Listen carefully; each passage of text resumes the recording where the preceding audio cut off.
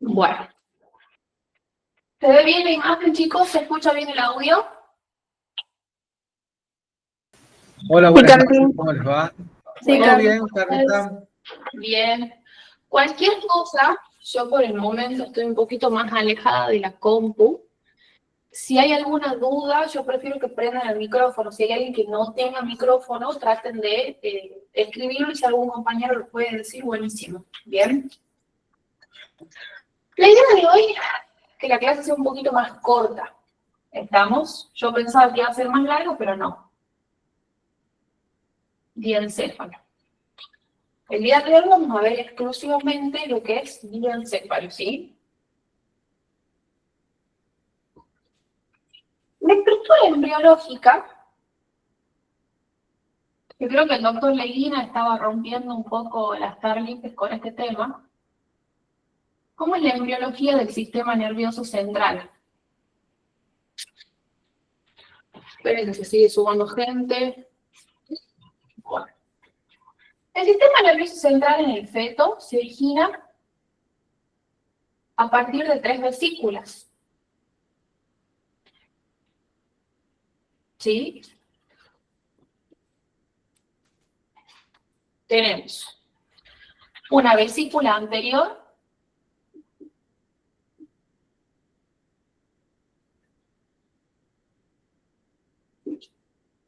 una vesícula media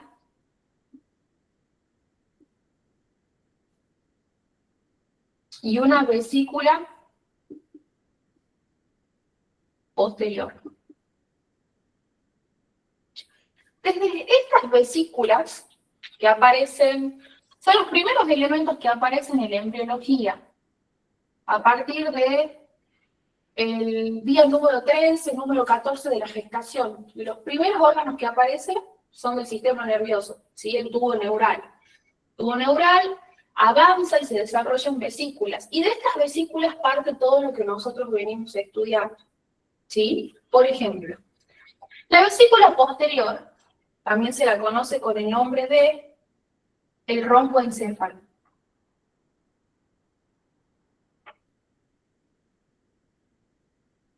¿Sí? Al romboencéfalo, a su vez, tiene dos sectores, un sector más superior y un sector más inferior. El sector más superior del romboencéfalo se llama metencéfalo, mientras que el sector más inferior del mismo se conoce con el nombre del mielencéfalo. Desde cada una de estas estructuras se van a desarrollar dos estructuras importantes que ustedes ya conocen, porque la vieron la semana pasada, que son, desde la porción del metencéfalo, la parte más alta del rombo, se forma la protuberancia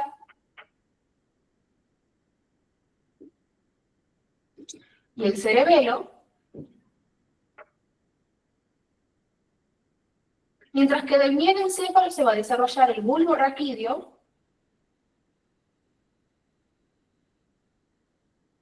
y la médula espinal.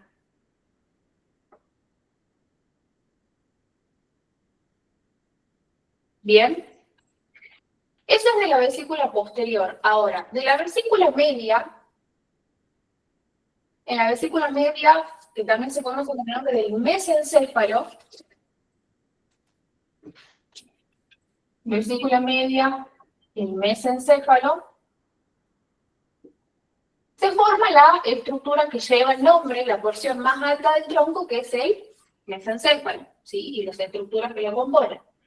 Y finalmente, de la vesícula anterior, tal vez lo más voluminoso en cuanto al sistema nervioso central, se desarrolla lo que se conoce como, se la conoce también en la vesícula anterior con el nombre de, si vieron la clase del sábado, ¿cómo se llama? Va, la clase correspondida para el día sábado, ¿cómo se llama la vesícula anterior? El Prosencéfalo. bien, el prosencéfalo. ¿Sí? Que al prosencéfalo también se lo tienen que dividir como en dos sectores. El sector más periférico del prosencéfalo y el sector más central. Lo que ustedes vieron en el fin de semana es la porción más periférica. La periferia del prosencéfalo, que se conoce también con el nombre de el telencéfalo,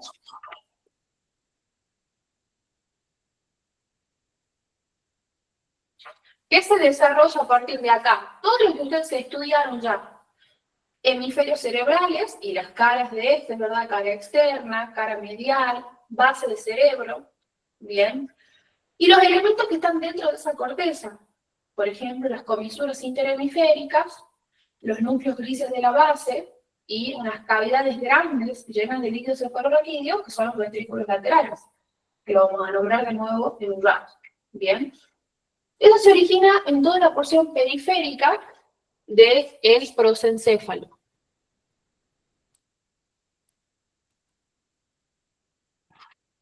Mientras que de la porción central,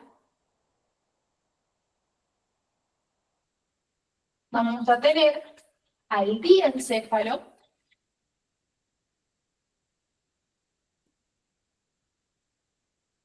que es lo que tenemos que estudiar nosotros el día de hoy. Ya la última porción grande que a ustedes les queda por ver del sistema nervioso central verdaderamente, que es lo que se origina de acá. Yo les digo siempre, la estrella del diencéfalo es el tálamo, ¿sí? El tálamo y ciertas estructuras que están adyacentes a él. Nosotros vamos a tener acá el estudio del tálamo y las estructuras adyacentes a él que son hipotálamo, epitálamo, subtálamo, metatálamo y, como ustedes ya vienen viendo un poco, a nivel del sistema nervioso central hay unas cavidades, ¿sí?, por las cuales circula el líquido cefalorraquídeo que se denominan ¿cómo? Se denominan ventrículos, ¿sí? En el caso de la región del diencéfalo, entre ambos tálamos se aloja una pequeña cavidad que se conoce por el nombre del tercer ventrículo.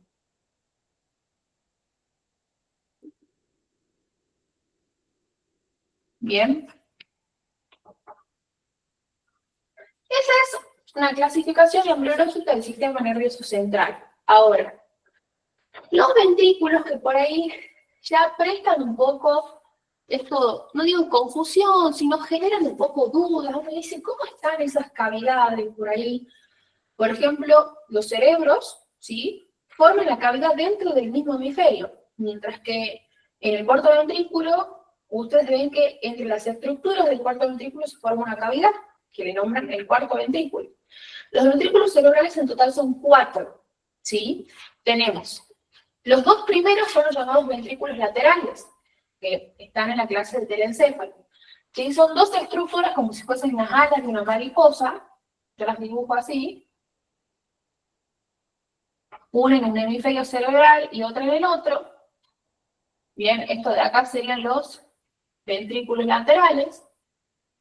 Bien. Y algo importante que ustedes sepan de los ventrículos, porque uno los ve como dispersos, primero ve uno, después ve el otro y así, es algo que yo les dije en la primera clase de este segundo parcial, que les dije, entre tantas cosas, que el sistema nervioso nosotros lo cortamos, lo dividimos en diferentes porciones para ver sus particularidades. Pero el sistema nervioso, ¿qué era? ¿Se acuerdan? Son diferentes estructuras que funcionan una por un lado, otra por el otro, ¿o qué tiene el sistema nervioso? Que es una unidad. ¿Qué significa eso? Que todo es la continuación de otra cosa, ¿sí? Entonces todas las estructuras acá están conectadas de alguna manera, ¿bien? Los ventrículos no escapan a eso. Los ventrículos laterales, que ustedes vieron dentro de cada hemisferio cerebral en la clase del telencéfalo, ya vamos a ver cómo se conectan con esta cavidad que queda en el centro de los hemisferios, entre ambos tálamos, que es el tercer ventrículo. Bien. Este tercer ventrículo, por medio de un conducto o acueducto que pasa por el mesencéfalo, se va a comunicar con la cavidad que hay en la vesícula posterior, la dibujo acá, que es el cuarto ventrículo. ¿Y cómo se llama ese acueducto? De mesencéfalo de Silvio. Bien. Silvio. El acueducto del mesencéfalo, o antiguamente y más conocido como el acueducto de Silvio, que es el que conecta tercer ventrículo con cuarto ventrículo acá. Acá esta prolongación que yo hice, porque fuera del cráneo tenemos sistema nervioso central dentro de nuestro conducto vertebral, hay una prolongación del cuarto ventrículo metida en el centro de la médula espinal, que ¿cómo se llamaba? ¿Recuerdan? El conducto del epéndimo. Bien, el conducto del epéndimo.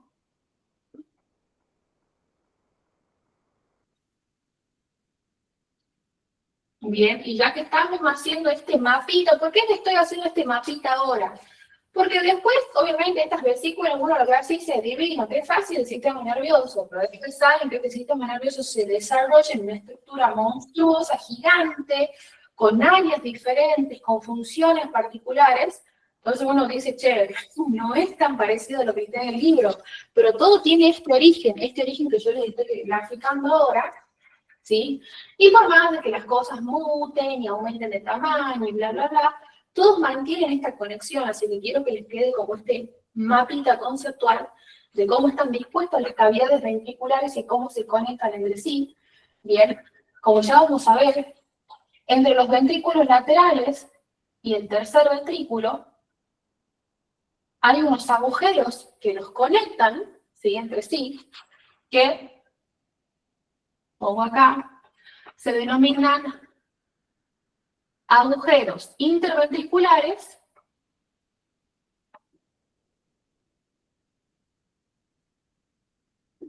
o mejor conocidos como los agujeros de Monroe, que ya lo vamos a ver bien cómo se forman. ¿Sí? Entonces, les doy una embriología, ya porque ustedes ya tienen el 90% del sistema nervioso armado en sus cabecitas, hoy lo vamos a terminar de sentar. Este mapita conceptual, porque yo sé que siempre ventrículos es un tema que les cuesta. ¿Sí?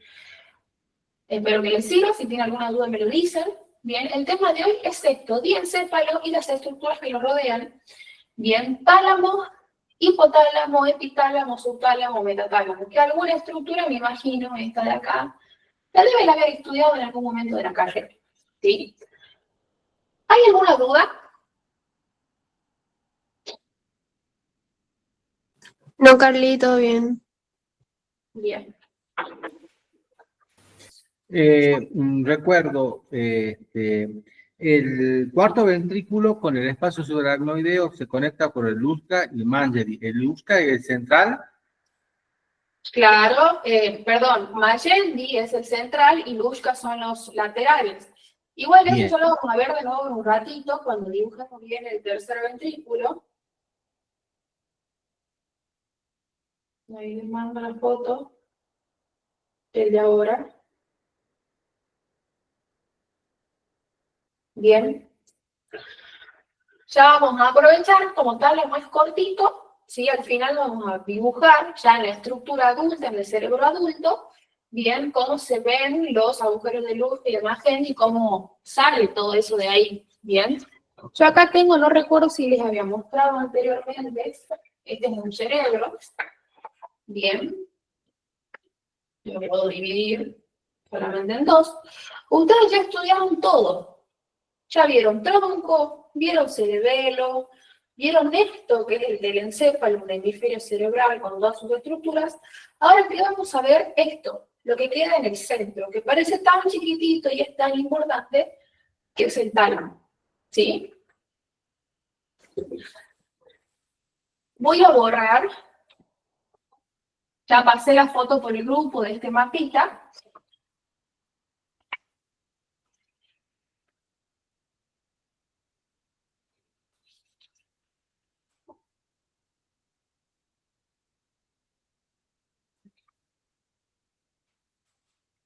Bien. Y vamos a dibujar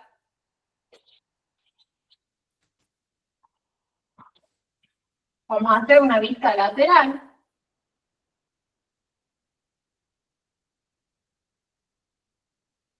de las estructuras que vamos a estudiar hoy.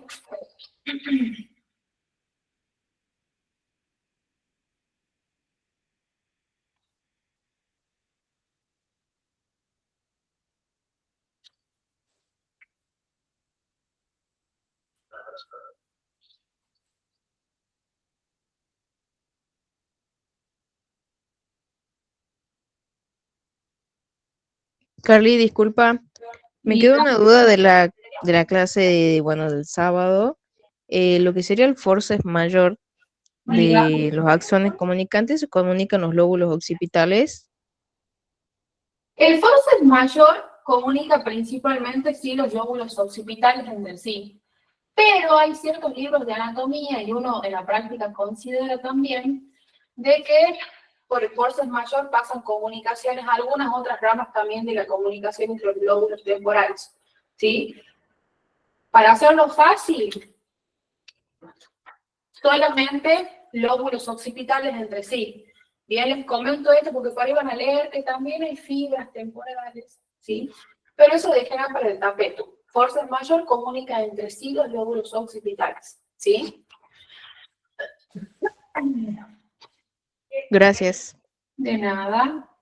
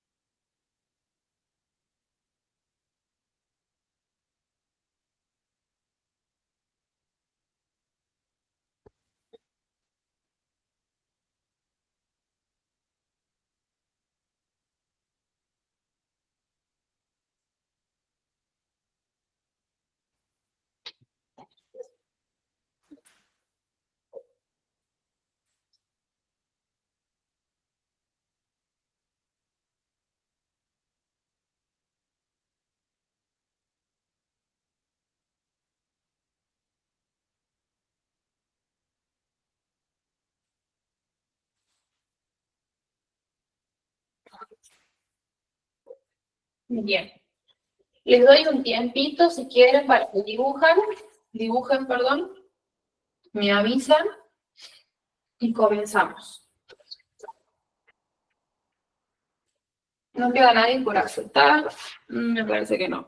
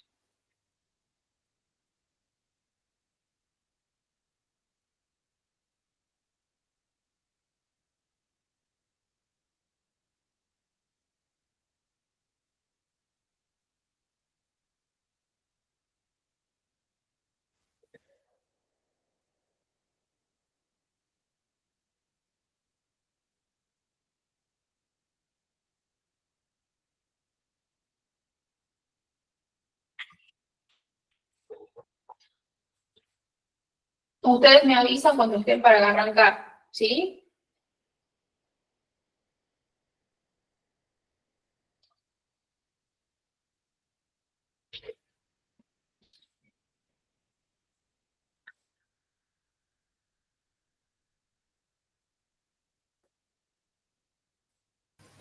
¿Listo?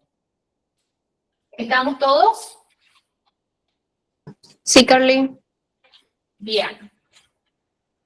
Ya voy a ver, yo sé que capaz que se ve un poquito oscuro, ya voy a conseguir otra luz. Mira, hoy va a ser la clase de prueba un poco. Ya voy a ver si consigo otra luz para que las clases que tenemos que dar en este horario se vean bien. Bueno, entonces piénsenlo. Como a mí me gusta, generalmente, antes de arrancar a hablar un tema, nosotros ¿qué hacemos? Nos preguntamos, bueno, ¿y esto para qué sirve? cómo funciona, parte de qué es, ¿sí? El encéfalo es una estructura del sistema nervioso central, parte de la vesícula anterior en su desarrollo, ¿sí? Está entre ambos hemisferios cerebrales. ¿Qué función tienen? ¿Qué dicen si ustedes abren un libro de anatomía, un libro de neurología? ¿Qué les dice del tálamo? ¿Qué dice que el tálamo es un centro integrador? Es el gran centro integrador del sistema nervioso central. Casi todas las vías,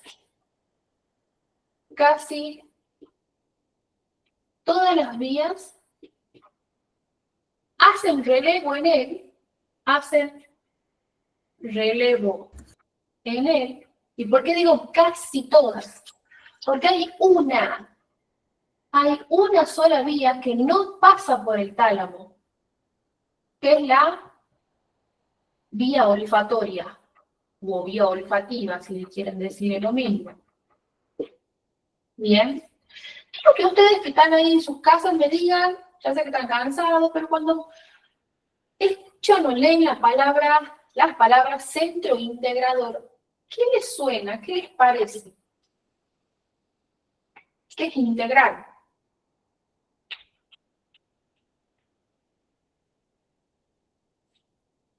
Sin miedo. Reciben la información, la procesa y luego la pasa a la parte de la corteza cerebral. Bien, esa es trampa porque vos sabés lo que hace el tálamo, pero bueno, sí, va por ahí. Pero justamente integra las funciones de todas las fuentes nerviosas, digamos. Bien. Me gusta eso, integra todas las fuentes. Está bueno. Recibe información aferente y eferente, y todas las vías aferentes pasan por el tálamo y derivan a la corteza, o no a la corteza, depende si es consciente o no. Y después toda la vía motora tiene un primer relevo en el tálamo para salir a... Muy bien, Juani, muy bien, Agus también el aporte, José también excelente. Centro integrador, cuando uno les habla la palabra de integrar, bueno, ya está. Ustedes ya vieron, cuando nosotros veíamos médula, veíamos que acá se pasaban las vías, ¿verdad? Vías motoras, vías sensitivas. Cuando estuvieron en el tronco, bueno, por el tronco obviamente continúan pasando esas vías, porque ustedes saben que la función de la mayoría de las vías es hacer relevo a la corteza. Las vías sensitivas quieren llevar esa información a la corteza para que se haga consciente, mientras que las vías motoras nacen de la corteza y bajan para ejercer una voluntad, lo que yo quiero hacer. ¿Sí? Todo eso pasa por el tronco y después nosotros vimos, de la nada salta la corteza. Pero ¿qué nos quedaba ver en el medio? Entre la corteza que estaría por acá y el tronco que está por acá, en el medio está este señor, el tálamo. ¿Sí? Ustedes, no sé si se imaginan la cantidad de información que manejan todo el tiempo. Todo el tiempo ustedes están recibiendo información. Por darles un ejemplo, ustedes están sentados ahora en el escritorio, en la mesa, en la biblioteca, donde sea que estén, y capaz que están más o menos ajenos al ruido que hay en la calle. Pasa de autos, de motos, de gente que está transitando por la calle, o del mismo lugar donde están. Capaz que hay una estufa, ahora voy a decir no un ventilador, sino una estufa prendida cerca, un horno prendido que está haciendo ruido, ¿qué más puede ser? El televisor, que capaz que no está en esta habitación, pero está en la habitación de al lado, pero ustedes llegan a sentir un murmullo, o sienten a alguien que está hablando cerca, hay alguien, un grupo, una pareja, o alguien que está hablando, emitiendo sonidos, ¿sí? Todos esos otros estímulos también, si quieren ir más puntillosos, están seguramente, me imagino, con medias, con pantalones, con remeras, ¿sí? O sea, la tela está apoyada sobre la piel, los elásticos están presionando sobre su piel. Sí, pero ustedes no son conscientes de todo eso a la vez. Porque ¿qué hace el cerebro de alguna manera? Dice, che, en este momento lo que me importa a mí es esto. Espero, la clase de anatomía de ahora.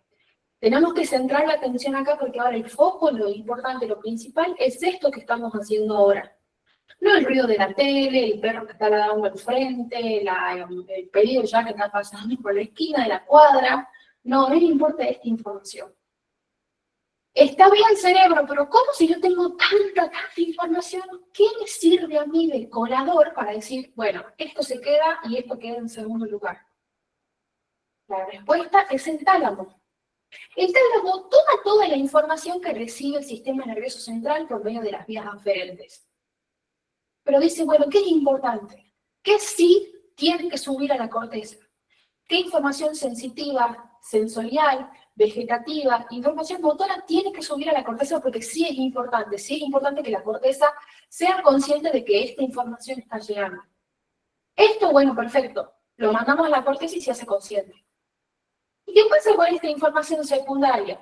El elástico de la media, que si bien está presionando la piel, no la presiona a llegar a ser un estímulo doloroso, entonces no me genera bien daño, es más, me protege del calor, del frío, quiero decir ahora, qué sé yo, entonces, vaya y pase.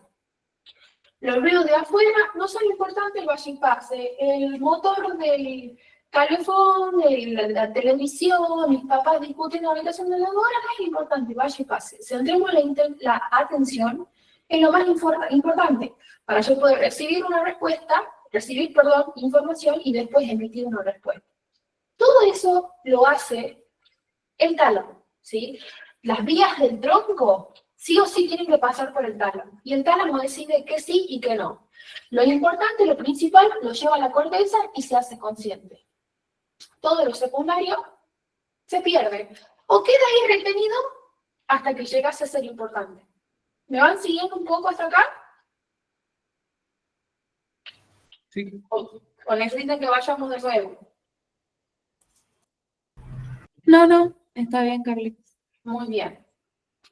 Y ahora miren algo de curioso. Decimos casi todas las vías sí o sí pasan por el tálamo. Si ustedes se van dando una idea, el tálamo no es cualquier cosa, es una estructura importante. Pero ¿qué pasa con la vía olfatoria? ¿Por qué la vía olfatoria no hace relevo en el tálamo? ¿Qué significa esto? Significa que los estímulos olfatorios sí o sí tocan la corteza. Sí o sí tienen que impactar contra la corteza. No pueden pasar por el tálamo. O sea, el tálamo no puede decir, estos olores sí, estos olores no. No, todo se hace consciente. Por eso ustedes a veces están, qué sé yo, caminando por la calle, capaz que con la cabeza en Marte, y de pronto un olor les trae la atención. O los lleva a un recuerdo, los lleva a una situación, a una emoción, ¿sí? El olfato tiene ese poder de sacarte la atención. No importa lo que estés haciendo, te saca la atención. Estamos caminando por la ruta, qué sé yo, piso, caca y todo el olor me lo fumo. Ya ni sé qué te estaba diciendo, por qué estábamos discutiendo, ahora estoy concentrada y que tengo un olor a mierda, a nariz, que todo está pensado ahí. ¿Por qué los estímulos olfatorios son tan importantes? ¿Se hacen una idea de algo? ¿Por qué puede ser?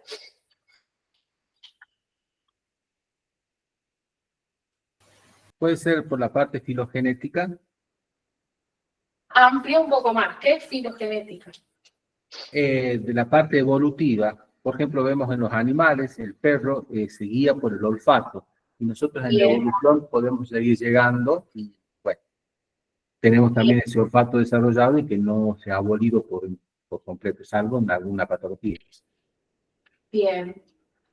¿Alguien más quiera dar su aporte, su pensamiento? ¿Están de acuerdo con el compañero?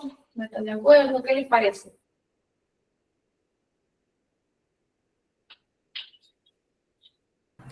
Puede ser también porque algunas veces el olfato nos advierte de algunas situaciones.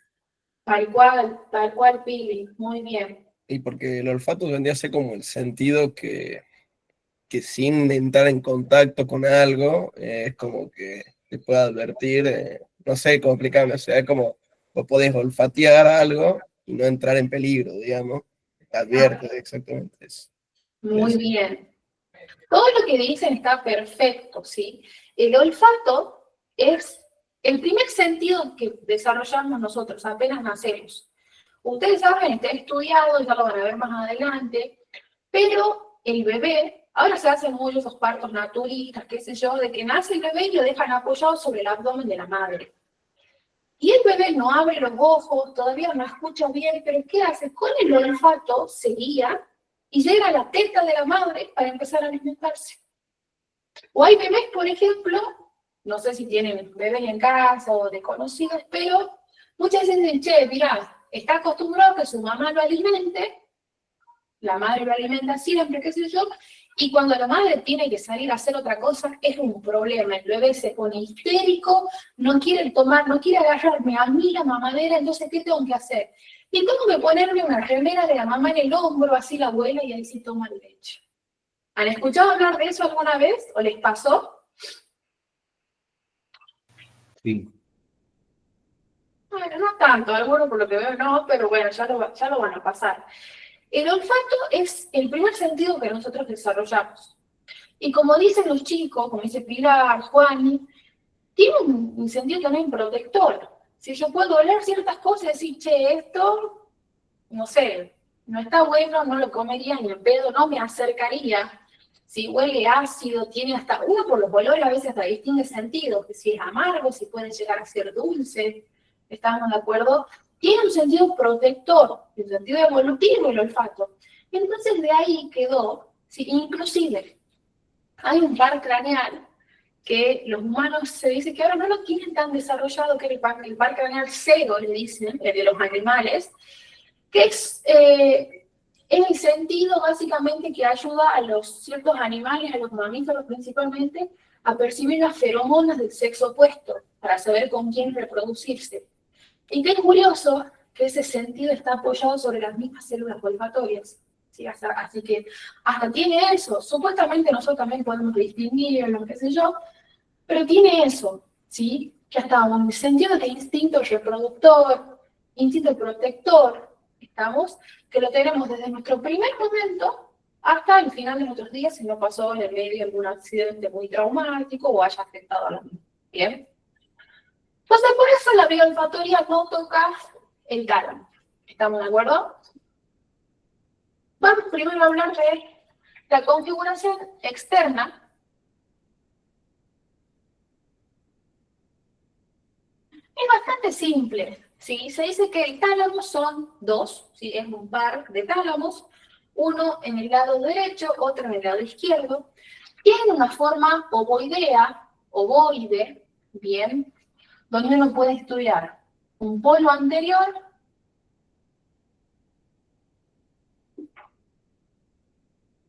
un polo posterior,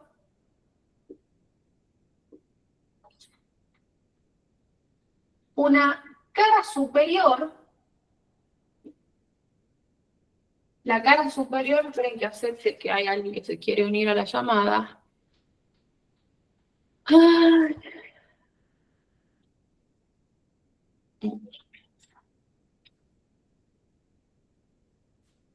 Una cara superior, bien, o dorsal, y una cara inferior,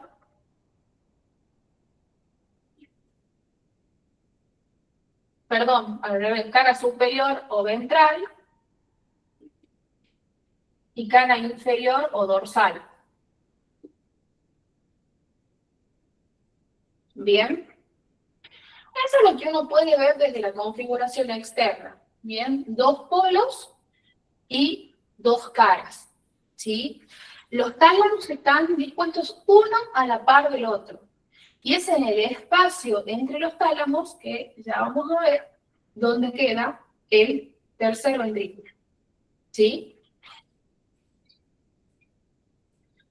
¿Cuáles son las relaciones del tálamo?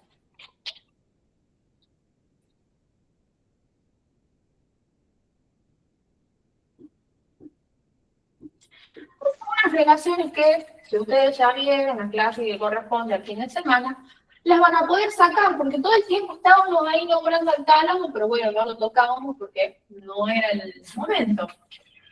Toda la relación superior de ambos tálamos hacia superior tiene una estructura, esto que dibujé yo acá en rosadito, que es una comisura interhemisférica que se llama como. Fornix. Muy bien. Hacia superior, ambos tálamos en toda su extensión están en íntima relación con el fornix, y el fornix está todo apoyado sobre el tálamo. Bien. Fornix, o cómo se lo llamaba anteriormente, ¿se acuerdan? El trígono cerebral. Muy bien, el trígono cerebral. Fornix o trígono cerebral hacia superior. El fornix es una estructura que incluso si ustedes la ven, está bien marcadita sobre el tálamo, así de la misma forma que tiene, y el presente está formado por dos columnas o pilares anteriores y dos columnas o pilares posteriores.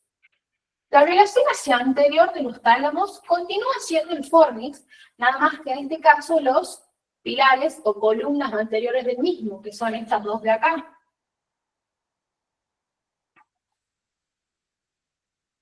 Columnas o pilares anteriores del fornix es la relación anterior que tienen los tálamos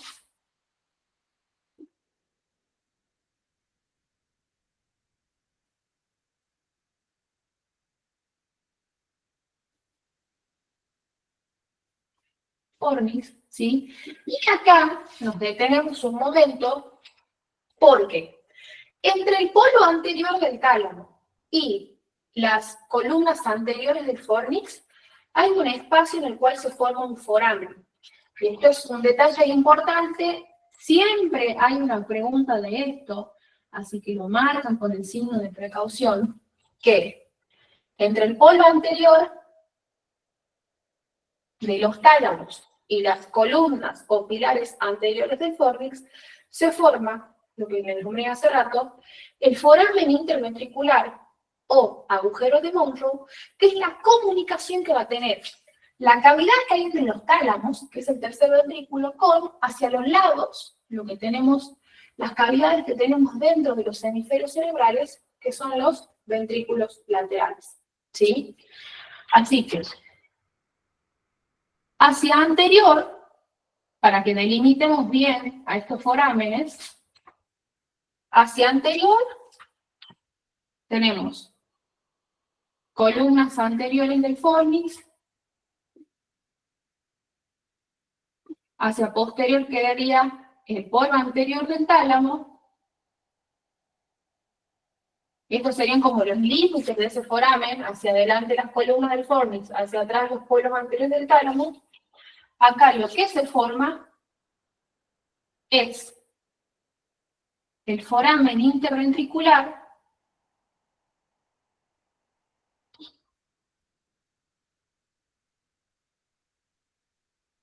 o el agujero de Monroe, que son los responsables de la comunicación entre los ventrículos laterales con el tercer ventrículo, que es esa cavidad entre los tálamos. ¿Estamos?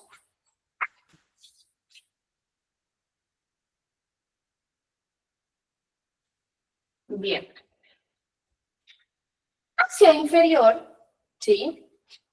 Ya vamos a ver. Hacia inferior, lo que tenemos a nivel del diencéfalo son ciertas estructuras que se conocen con el nombre de hipotálamo y subtálamo, que ahora podemos decirlo como de manera general, que hacia inferior están las estructuras que van a conectar al tálamo con el tronco encefálico. ¿Sí? Ya vamos a ampliar más a eso. Hacia inferior, las relaciones que podemos marcar, hacia inferior, el tálamo contiene al tronco encefálico,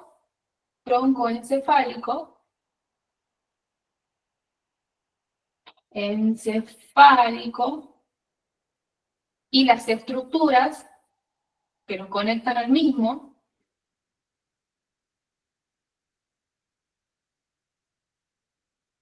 Bien, ya vamos a nombrarlas bien cuáles son.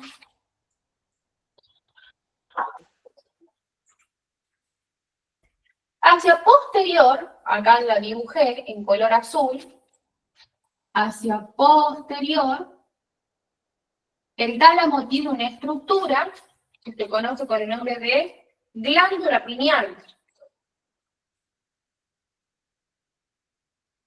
Glándula pineal, que ya la vamos a nombrar, pero es una estructura muy importante en lo que se conoce con el nombre del ciclo del sueño-vigilia, ¿sí? La glándula, ya vamos a ver, es la que se encarga de la secreción de la melatonina, la hormona del sueño, se le dice, ¿sí? Y por último, acá, porque no puedo dibujar en 3D, pero hacia como relación lateral de ambos tálamos, y esto ustedes, Soledad, por ejemplo, que estaban preguntando, si ustedes tienen el corte de Charcot ahí a mano, que está dado en la clase del día sábado, si ven el corte de Charcot, ¿qué hay a cada lado de los tálamos? ¿Qué relación podríamos decir que está lateral a los tálamos? Los núcleos caudados. Muy bien, Juan. ¿Y qué son los núcleos caudados? ¿Te acordás?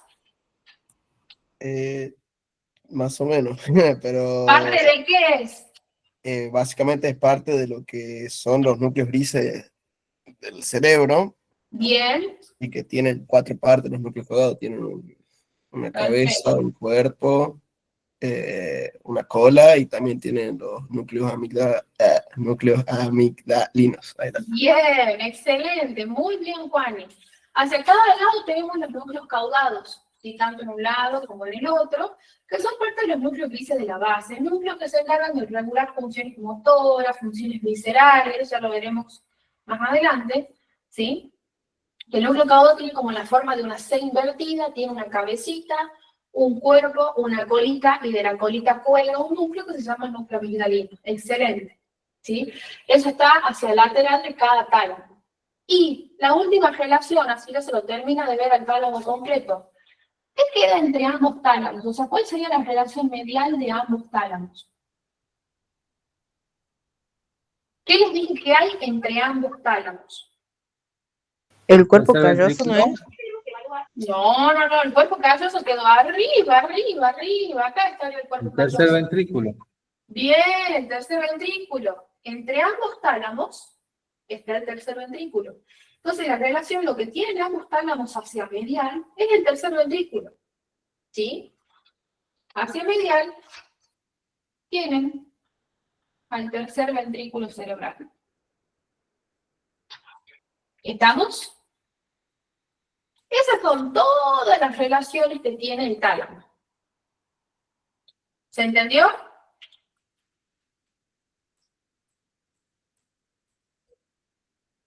Doctora, lo que parece como un chupetito, como la tetita, la parte posterior de esa sería la glándula hipófisis. ¿Esto? Sí. Hacia posterior es la glándula pineal. Pineal, perdón. Ese sería la pineal. Bien, gracias. Sí, ahí está. Un chupetito, sí, no, un chupete viejo, de esos viejos que se usan antes. Bien. Esas son las reacciones, es lo que uno ve en la configuración externa de los tálamos. Ahora, yo les dije que los tálamos están relacionados con ciertas estructuras que se las nombra también como porciones del tálamo, pero tienen prefijos como para diferenciarlas. Empecemos a hablar de ellas. En primer lugar, yo les nombré qué cosas. A ver, con el colorado. La primera región, la voy a marcar acá con verdecito, para que se distinga. La primera región aledaña al tálamo está inmediatamente por debajo de él. Entonces, por eso se la nombra como un prefijo para algo que yo quiero indicar que está por debajo de algo. ¿Cómo sería? Hay varios prefijos, pero el hipotálamo.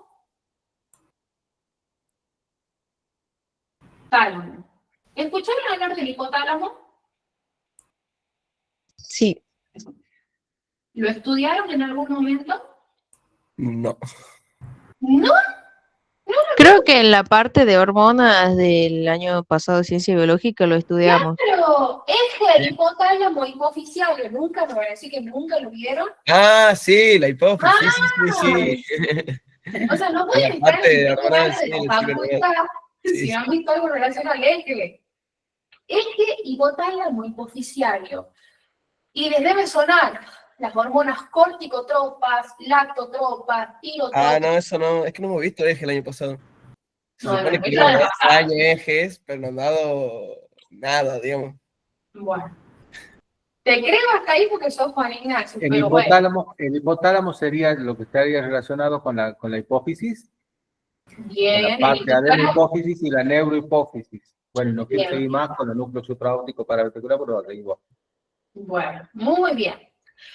El hipotálamo es un conjunto de núcleos, son varios núcleos, ¿sí?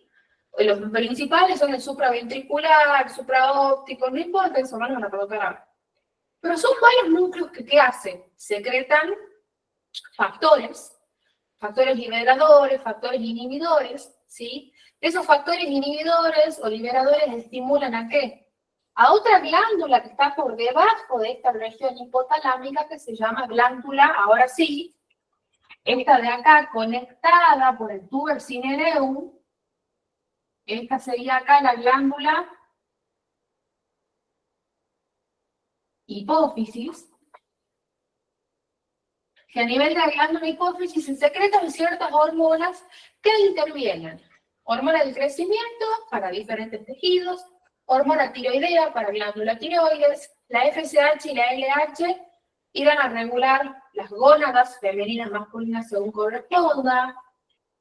La prolactina va a ir a regular la estimulación en la secreción de leche por parte de la glándula mamaria y así podemos seguir. Básicamente, ¿cómo uno podría definir qué es el hipotálamo? El hipotálamo es un centro regulador del sistema endocrino, ¿sí? Un centro regulador, ¿por qué? Porque regula la salida o la no salida de hormonas que intervienen ¿en qué? Intervienen en el metabolismo, en la homeostasis del cuerpo humano, intervienen en la regulación, en el crecimiento y de la función de los tejidos, ¿sí? Es un centro regulador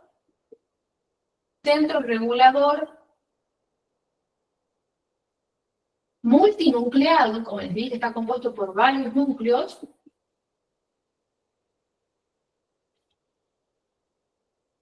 que está en relación, o forma parte, no solamente del sistema nervioso, sino del sistema endocrino. Está en relación con el sistema endocrino y toda la zaraza que ya les dije recién, que ustedes la saben. El médico de primer año de ustedes lo sabe, ¿sí? Los factores que se liberan y las hormonas que regulan y la función de esas hormonas, que lo van a ver incontables veces en la carrera, así que no se preocupen. Se van a hartar de ver ejes, ¿sí? Así que no se preocupen. El hipotálamo, como les comentaba, está conectado por esto que se llama tuber cinereum, que lo vimos toda la clase pasada, con la glándula hipófisis, o como le conocían los viejos médicos, ¿saben cómo le decían a la hipófisis antes? La pituitaria. ¿Sí? Eso es en cuanto a hipotálamo, no hay nada más para hablar. Ahora, hay otra estructura, una segunda estructura que está relacionada al tálamo y también queda por abajo del tálamo. Pero no le podemos decir hipotálamo 2, le pongamos otro sufijo para diferenciar, porque son estructuras diferentes. Entonces los genios de la anatomía dijeron, bueno, por debajo del tálamo primero tenemos el hipotálamo y después ¿qué tenemos? ¿El subtálamo? El subtálamo, muy bien. Está acá. Segunda estructura relacionada tenemos al subtálamo.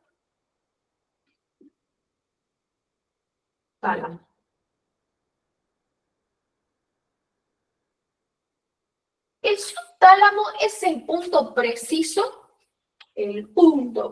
donde el tálamo se conecta con el tronco.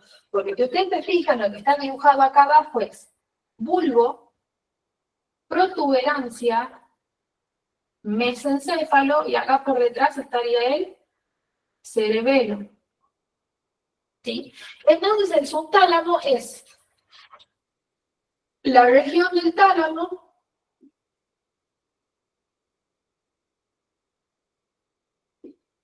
que se conecta específicamente con qué porción del tronco se va a comunicar el tálamo, la porción más alta. Entonces, ¿con qué? Que se Con el conecta mesencéfalo. con el mesencéfalo. Muy bien. Y aparte, algo más también podemos decir del subtálamo, que justo al nivel justo en este nivel de conexión entre el tálamo y el tronco, hay unos núcleos. ¿Sí? Contiene núcleos que tienen funciones muy importantes. Funciones motoras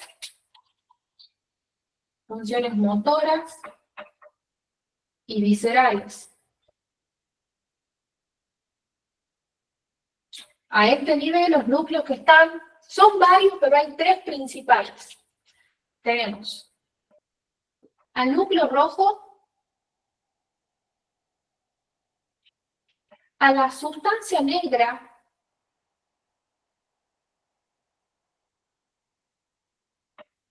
antiguamente conocida como el locus niger, y también acá están los cuerpos de Lewis.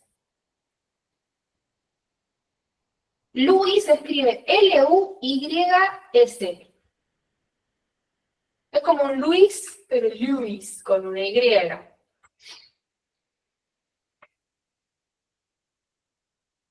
Núcleos bien importantes, ahí esos tres núcleos son la clave de muchas patologías del sistema nervioso.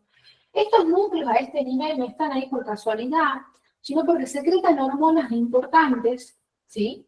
Que justo están al lado del tálamo, al lado del centro integrador. Entonces, el centro integrador se encarga, bien, de que las vías lleguen a un puerto correcto para que cumplan una función correcta, y estas hormonas dan el ayudín, ¿sí? Para que esas funciones se cumplan, pero se cumplan de manera adecuada. Porque una cosa es, bueno, hago la tarea, otra cosa es hacer la tarea bien, ¿verdad? Parece una estupidez lo que digo, pero ¿vieron ustedes alguna vez una persona que tenga enfermedad de Parkinson?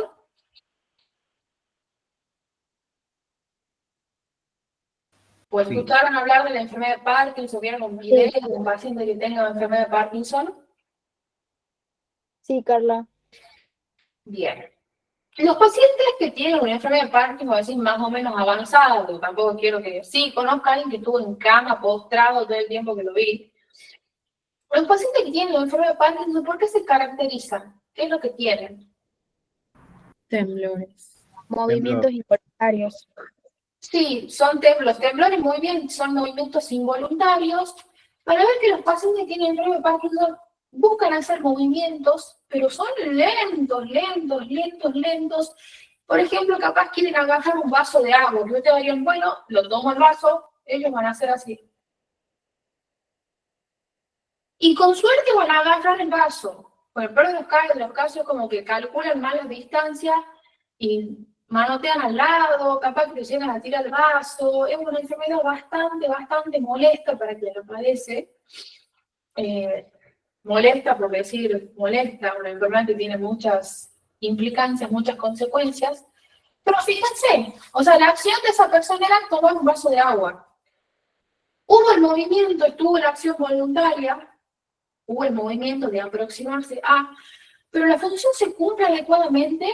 No hay una armonía en el movimiento, no hay una localización adecuada del movimiento, ¿sí? Sino son movimientos lentos, poco coordinados, que por ahí no llegan a destino, o sea, no llegan a cumplir una función. Hay que te dice que, bueno, hay una vía motora que funciona, pero hay una hormona que es la que tiene que regular que ese movimiento sea armonioso, que sea coordinado y que sea preciso. Hay una hormona que está fallando. ¿Cuál es la hormona que falla? La dopamina. Bien, ¿y saben dónde se secreta la dopamina? acá, en la sustancia negra, en el opus niger. También se secreta en el núcleo rojo, ¿no? Pero la principal fuente de dopamina es la sustancia negra, ¿sí? Así que lo van a estudiar más adelante. A mí me encanta la parte de enfermedad neurodegenerativa, en algún momento ampliaré si no da el tiempo, pero como para que tengan una idea, ¿sí? De la importancia. ¿Se entendió subtálamo?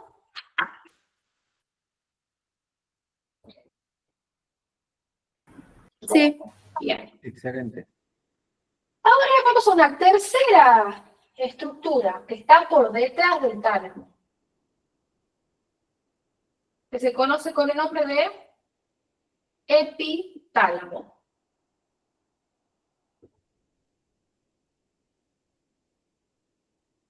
El epitálamo está compuesto nada más que por una sola estructura que ya les nombré, que se llama glándula pineal. En el epitálamo lo que se contiene es la glándula pineal, que desde esta glándula se secreta una hormona, que es la hormona melatonina, que la glándula pineal, ustedes lo habrán visto, va, no sé, capaz que no, pero una vez con muchos le dicen que la glándula pineal es como el tercer ojo. La glándula pineal está muy cercana a la vía óptica, ya vamos a ver si una estructura está por acá. Está muy cercana a la vía óptica, entonces la glándula pineal siempre que toma de la vía óptica, ¿qué es lo que le importa? La cantidad de luz que ingresa por los globos oculares. Porque dice, bueno, hay mucha secreción de luz que interpreta la glándula pineal. Bueno, estamos de día.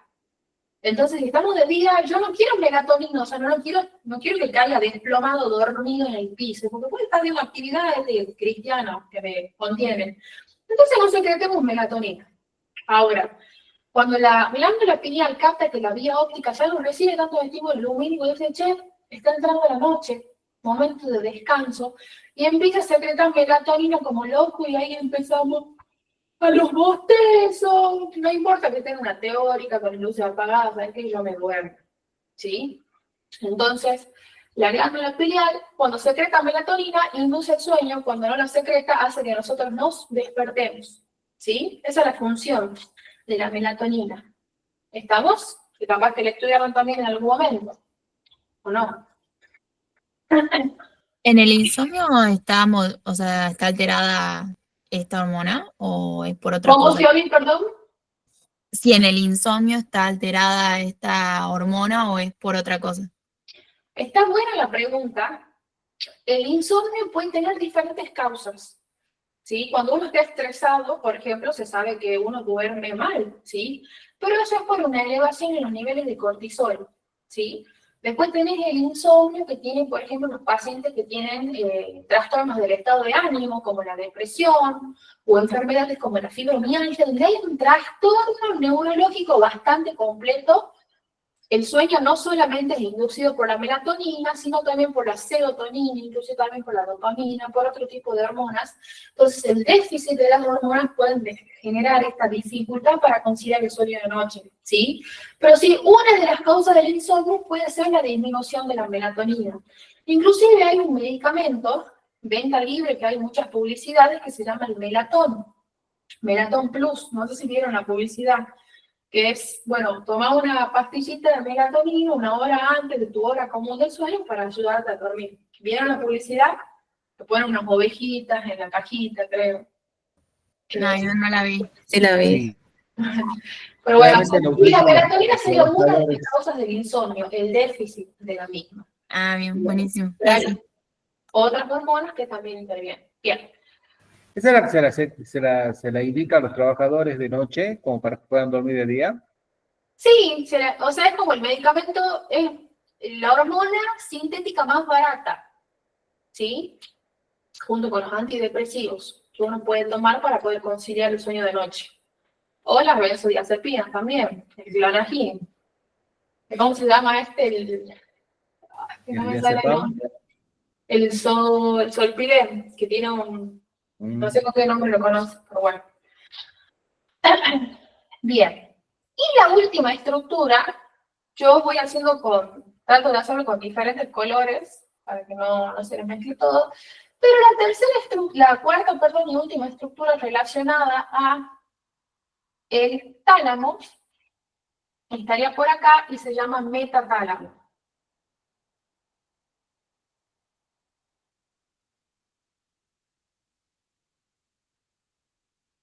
¿Sí?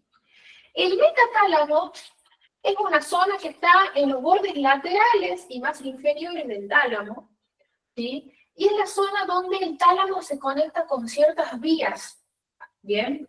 Vía óptica y vía auditiva principalmente, a través de unas prolongaciones nerviosas que se llaman cuerpos geniculados. En la zona del metatálamo vamos a tener al cuerpo geniculado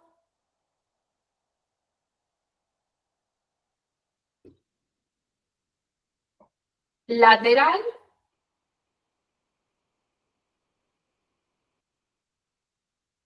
y al cuerpo geniculado medial.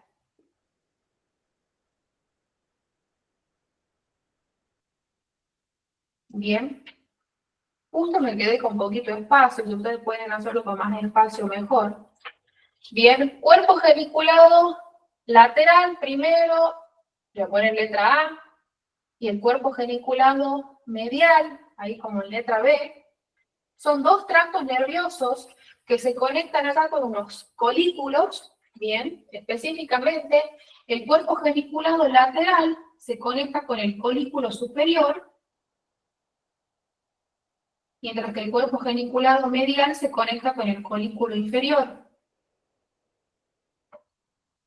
Los colículos son dos estructuras que están en la cara posterior del mesencéfalo y contienen información de las vías visuales y las vías acústicas. Específicamente, el colículo superior contiene información de la vía óptica, o vía visual, si le quieren decir, mientras que el colículo inferior contiene la información de la vía auditiva. Entonces, de esa manera, el tálamo puede influir sobre la transmisión de información de esos sentidos, ¿sí? A través de los cuerpos geniculados, ¿bien? Recuerden bien esa conexión. Siempre hay una pregunta como un verdadero o falso, así que la marco esto. Lo marco ahí con signo de precaución. Siempre hay una pregunta, ¿sí? Como verdadero o falso de los cuerpos geniculados laterales se conectan con los colículos inferiores y llevan información de la vía óptica. Eso es falso, porque el geniculados laterales con colículo superior y vía óptica. Los cuerpos geniculados mediales con colículo inferior, vía acústica, ¿sí? Siempre meten alguna pregunta de esto, como para decir, preguntamos algo de tálamo, así que márquenlo como información importante. ¿Bien? Eso es tálamo, configuración externa y las cuatro estructuras aledañas al mismo. ¿Hay alguna duda?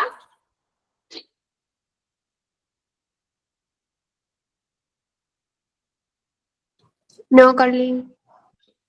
¿Se viene comprendiendo todo? Sí.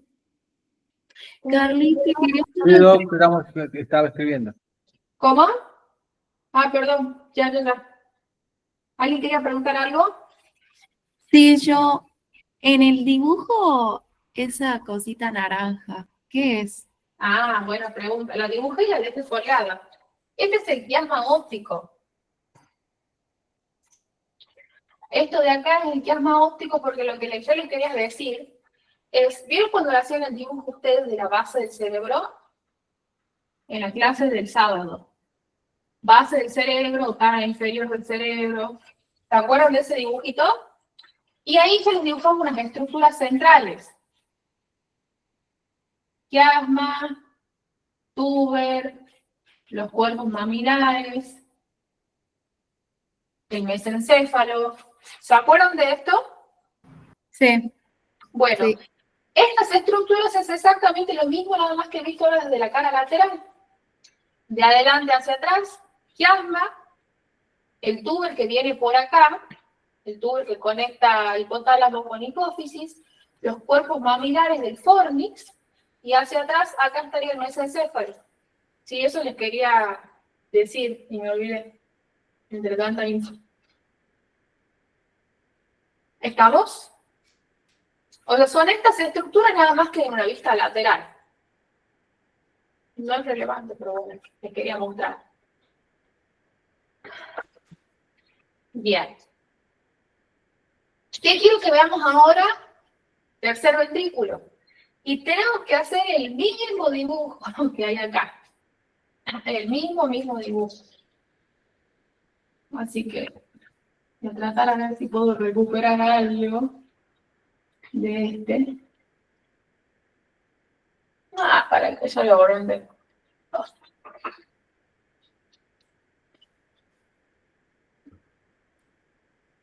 Está todo manchado. Ya está por las dudas la foto de esta pizarra en el grupo.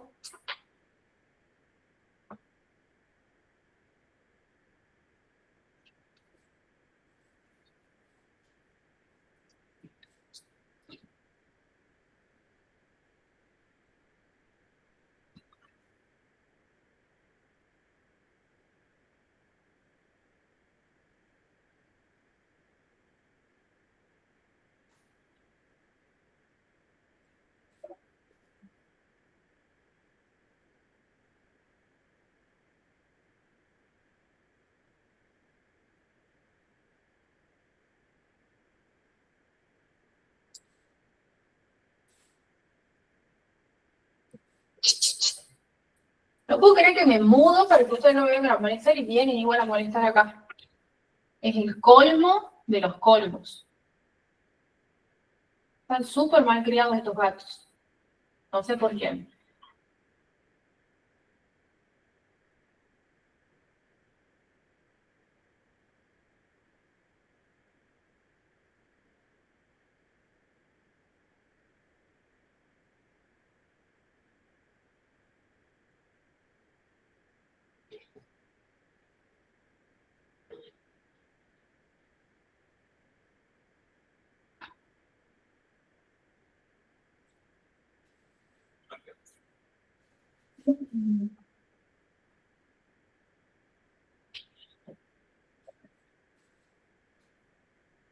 Se pasan de confianzudos ustedes.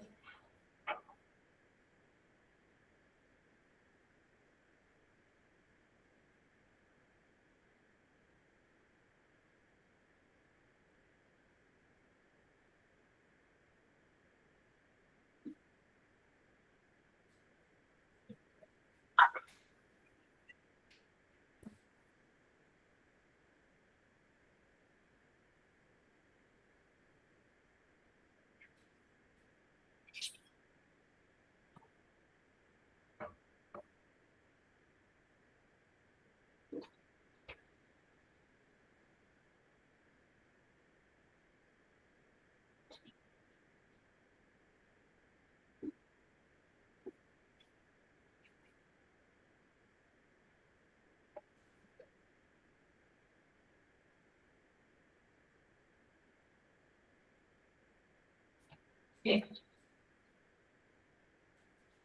Les dejo un minutito para dibujar. Ay.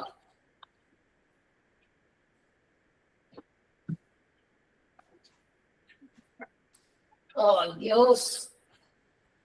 Me vuelvo mejor.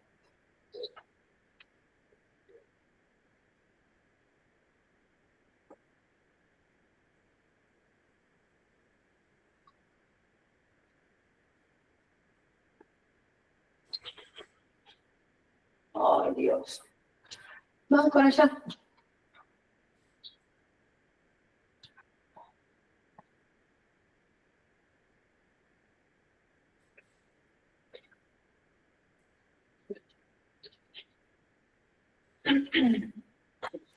Me avisan ustedes cuando estén.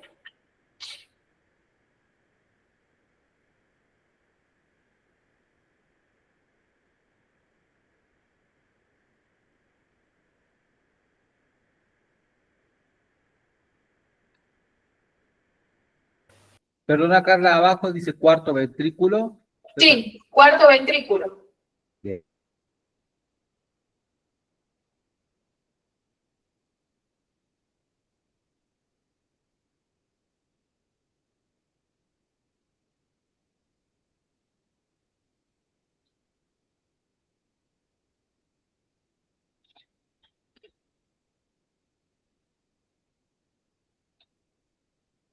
¿Estamos? Vamos. Bueno, entonces, el tercer ventrículo, que es la cavidad, bien, que dijimos está entre ambos tálamos, ¿cómo está delimitada? Vamos a hacer otro color. Límites.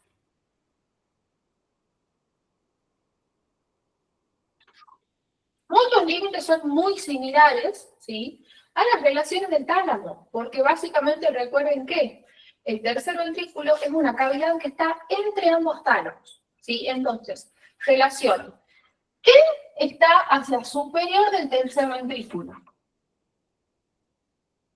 Lo mismo que está por arriba de ambos tálamos, o sea, el bien. Fornix. ¿Qué vamos a tener hacia anterior? ¿Qué dijimos que había hacia anterior de los tálamos?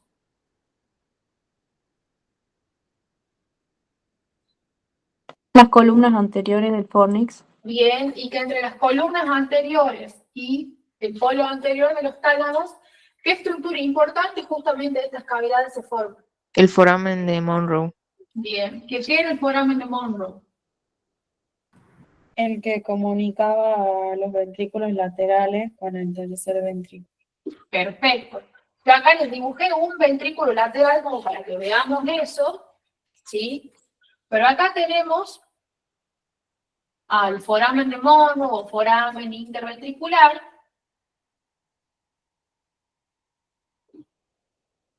Y es básicamente el líquido cefalorraquídeo que circuló ya por los ventrículos laterales, pasa a través de este foramen hacia el tercer ventrículo.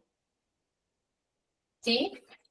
Comunicación, entonces, recuerden, de ventrículos laterales con tercer ventrículo. Eso hacia anterior.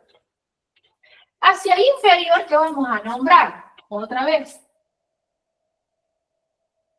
Y hacia inferior del tercer ventrículo estaban esas estructuras, que ahora ya las conocemos un poco mejor, que tienen elementos multinucleados, estructuras que conectan tálamo con tronco, que son específicamente hipotálamo y subtálamo. Así que relación inferior del tercer ventrículo es el hipotálamo y el subtálamo. ¿Bien?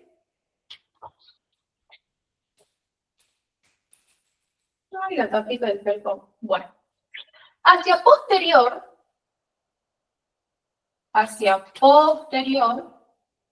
vamos a decir que tenemos el epitálamo, que es donde estaba la glándula pineal.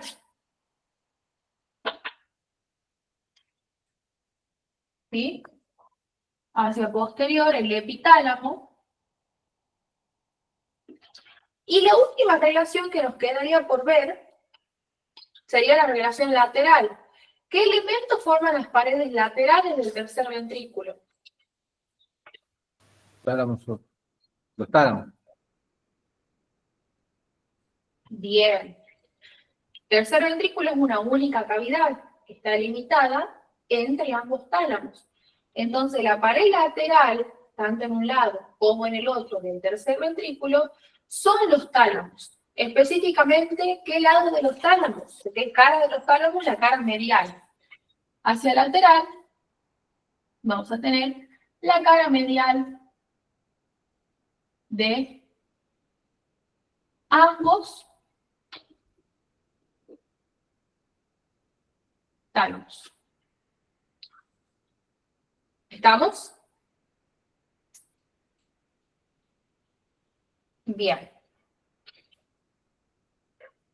Me olvidé de marcarles a nivel del subtálamo, que era el punto donde el tálamo se conecta con el mesencéfalo.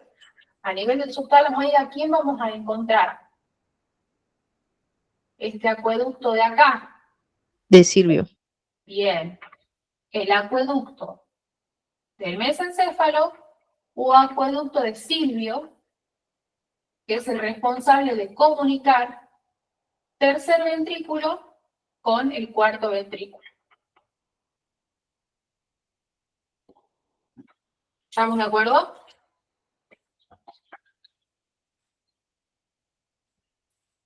Perdón, ¿dónde estaba? ¿En el subtálamo? Claro, porque el subtálamo, recuerden, es el mesencéfalo. Perfecto, perfecto. Y en el mesencéfalo está. Bien. Muy bien. Y ustedes dirán, y bueno, ¿y qué comunica esto? ¿Por qué será importante? Ahora que ya tienen ustedes todos los ventrículos armados, tienen que saber que los ventrículos cerebrales, vamos a poner acá un pequeño apartado, ventrículos cerebrales son cavidades dentro del sistema nervioso central que, si ustedes lo estudian en histología, van a ver que los ventrículos cerebrales están revestidos por unas células que componen una tela que se llama epéndimo. Los ependimocitos, ¿ya los estudiaron por las dudas? Sí. Bien. Los ependimocitos forman el epéndimo, ¿sí? Que es la tela, o una tela bien finita de células, que recubre estas cavidades ventriculares. Y el epéndimo, a nivel de este epéndimo, se forman unos vasos que conforman unos plexos que se llaman plexos coroideos. Yo acá les dibujé, por ejemplo, plexo coroideo del ventrículo lateral. Acá también, en la porción más superior del tercer ventrículo, hay plexo coroideo también. Los plexos coroideos. Los plexos coroideos. ¿Y qué secretan los plexos coroideos? Son epéndimo con capilares fenestrados. Líquido cefalorraquídeo. Bien. Que producen algo que se conoce con el nombre de líquido cefalorraquídeo. ¿Qué líquido cefalorraquídeo qué es? Es un ultrafiltrado de plasma, ¿verdad? Líquido cefalorraquídeo. Es un ultrafiltrado de plasma. Color se le dice cristal de roca. Tiene un líquido transparente, límpido, incoloro, inoloro. Bien. Que tiene varias funciones. Por un lado, nutre a las células, a las estructuras del sistema nervioso central, ¿sí? Este líquido nace a nivel de los plexos coroideos y tiene que circular por los diferentes ventrículos, ¿sí? Por ejemplo, siempre lo hace desde lo primero hacia el último, es decir, desde los plexos coroideos de los ventrículos laterales se secreta líquido cefalorraquídeo. Este líquido cefalorraquídeo, una vez que baña y circula por todo este ventrículo lateral, tiene que filtrarse, ¿sí? Entonces va, se acerca a los forámenes de Monroe y a través del foramen de Monroe pasa el líquido cefalorraquídeo al tercer ventrículo. ¿Por qué busca filtrarse el líquido cefalorraquídeo? Porque no es que los plexos forman una sola vez líquido cefalorraquídeo y ya está, queda ahí. No. Como el líquido cefalorraquídeo tiene que nutrir el sistema nervioso, se forma el líquido cefalorraquídeo, las células nerviosas toman todos esos nutrientes y el líquido cefalorraquídeo restante no sirve, o sea, tiene que filtrarlo, tiene que eliminarse. Y así también, el sistema nervioso y los plexos coroideos tienen que continuar secretando el líquido cefalorraquídeo todo el tiempo. Se dice que cada 5 horas el cuerpo tiene que renovar el líquido cefalorraquídeo, ¿sí? Y hay algo importante, tiene que haber un buen sistema de drenaje dentro del cráneo, porque nosotros estamos hablando del cerebro, que es una estructura que está guardada dentro de una caja dura, inextensible como ser el cráneo. Así que ese líquido, así como se produce, debe drenarse. Se producen los plexos coroideos, perfecto, y ahora, una vez que cumple su ciclo, cumple su función, ¿cómo se drena ese líquido cefalorraquídeo? Ventrículos laterales, pasa por el foramen de Monroe al tercer ventrículo. Del tercer ventrículo, ese líquido cefalorraquídeo baja por el acueducto de Silvio y pasa al cuarto ventrículo. Cuarto ventrículo y último, ¿verdad? ¿Qué pasa cuando el líquido cefalorraquídeo del cuarto ventrículo ya está, ya terminé mi función? Tiene que drenarse, pero no hay un quinto ventrículo, sino tiene que drenarse a un espacio, que es el espacio subaracnoideo, que es ya casi la vía final de ese líquido antes de que se elimine. A nivel del cuarto ventrículo, ¿qué estructuras tenemos o qué agujeros tenemos para que ese líquido cefalorraquídeo pase hacia el espacio subaracnoideo? Los de Lushka y el central, que no me sale ahora el nombre. Que empieza con M. El de Magendie. Bien, excelente. Hacia los laterales del cuarto ventrículo tenemos los agujeros, son dos, de Lushka. Y en el centro, a nivel del velo medular inferior, tenemos al único agujero de Magendie. ¿Verdad?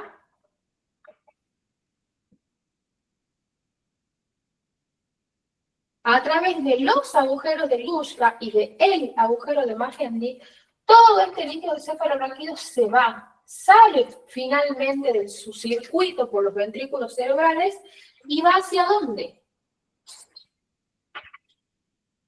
Del cuarto ventrículo, todo este líquido El es espacio subaracnoideo.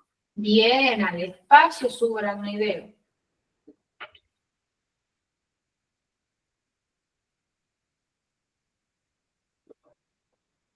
Y bueno, ustedes no le pusieron vascular ahora del cerebro, pero ¿qué pasa después de que se drena el espacio subaracnoideo? Bueno, todo ese líquido, no pierdan la atención porque es importante, ustedes pueden quedar acá y bueno, no. Nos acordemos de todo esto en el tercer parcial. Si ustedes ya no deben saber ni cuál es el bíceps. Todo el líquido cefalorraquídeo pasa al espacio subaracnoideo. ¿Sí? Y del espacio subaracnoideo este líquido es derivado hacia unas grandes venas que hay dentro del cráneo que se llaman senos venosos de la dura madre. Todo este líquido cefalorraquídeo desde el espacio subaracnoideo va a pasar unas grandes venas que hay dentro del cerebro que se llaman senos venosos de la dura madre.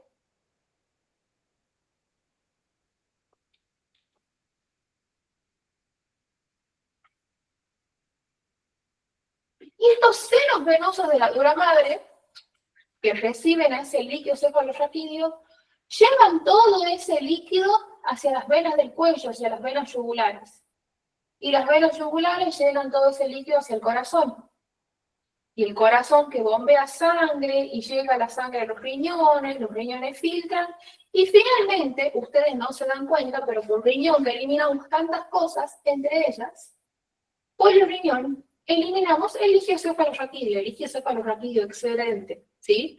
Obviamente en orina no se puede distinguir qué fracción corresponde al líquido cefalorraquídeo, qué a esto, qué al otro, pero de esa manera uno lo elimina. Lo produce todo el tiempo en los plexos coideos y lo eliminamos orinando, ¿sí? Al excedente. ¿Me van siguiendo? Entonces va desde las venas yugulares, corazón, de ahí toma riñón y lo eliminamos el excedente. Por orina, ¿sí? Bien. Esto es importante, recontra importante. Gracias a eso es que ustedes pueden funcionar normalmente. ¿Qué pasaría si hay un problema? Por ejemplo, ¿qué pasaría? Espera, voy a ir sacando una foto a esto antes de mancharlo entero.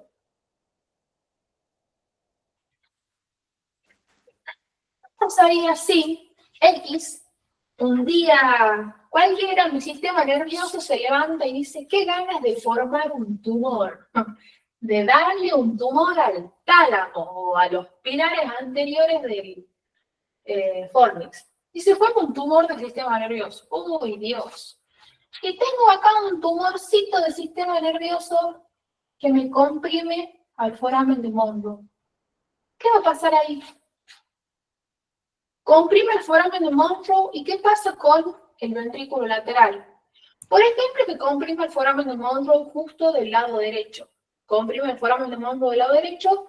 El ventrículo lateral derecho no puede drenar su líquido cefalorraquídeo. lo produce todo el tiempo, porque encima no tiene un sistema que diga, bueno, deja de producir porque no se está drenando, no. Los plexos coroideos producen líquido cefalorraquídeo y este no lo puede drenar. Empieza a aumentar el tamaño y aumenta el tamaño de estos ventrículos y genera un cuadro de, si sos un niñito chiquito de menos de 2 años, donde tus huesos del cráneo todavía no son duros como los de un adulto, sino que son huesos blandos, huesos que se pueden distender, los ventrículos empiezan a crecer dentro del cerebro y empieza a crecer el cerebro en sí, y entonces se forma un cuadro que se conoce con el nombre de, aumenta el tamaño de la cabeza de los chicos, y eso se conoce como hidrocefalia. Incluso los bebés con hidrocefalia tienen así como los ojos abombados, como si estuviesen a punto de salir de la órbita, ¿sí? Y les crece muchísimo la cabeza. Eso se da cuando hay alguna obstrucción a nivel de alguno de los puntos de drenaje del líquido cefalorraquídeo en su circulación. Si es así, por ejemplo, solo les digo, el foramen de Monroe derecho está bloqueado, ¿qué ventrículo lateral se habrá aumentado? Y del lado derecho, porque no puede drenar. ¿Y cómo se va a ver el ventrículo lateral del lado izquierdo? Y siempre y cuando tenga su foramen de Monroe permeable, ese ventrículo va a drenar al tercer ventrículo, el tercer ventrículo va a drenar al cuarto, el cuarto al espacio aracnoideo y no pasa nada. Ahora, ¿qué problema? Cuando los dos agujeros de Monroe se ven comprometidos a tener 2 ventrículos laterales dilatados, gigantes, llenos de líquido contenido, y un tercer ventrículo chiquito, un cuarto ventrículo chiquito. ¿Qué problemas son los tumores del mesencéfalo? Crece un tumor en el mesencéfalo y este tumor comprime al acueducto de Silvio. ¿Qué va a pasar? Venía drenando todo bien los ventrículos laterales hacia el tercer ventrículo, y el tercer ventrículo cuando quiere drenar, ¡ay!, se encuentra ahí un obstáculo. Entonces, ¿qué ventrículos se van a ver aumentados ahí de tamaño? El tercero. ¿Y los ventrículos laterales no? También. También. Obviamente se va a retener ahí, no va a poder drenar hacia el cuarto ventrículo. ¿Y cómo se va a ver el cuarto ventrículo?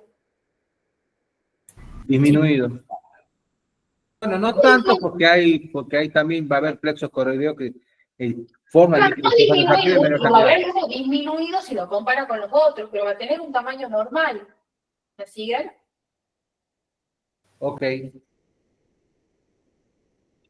Ahora, ¿qué pasa si justo venía todo bien por acá, pero justo a nivel del velo medular inferior y de las esquinas del cuarto ventrículo hay vegetaciones creciendo que comprimen estos agujeros y no dejan que se drene el líquido cefalorraquídeo? ¿Qué van a tener ahí?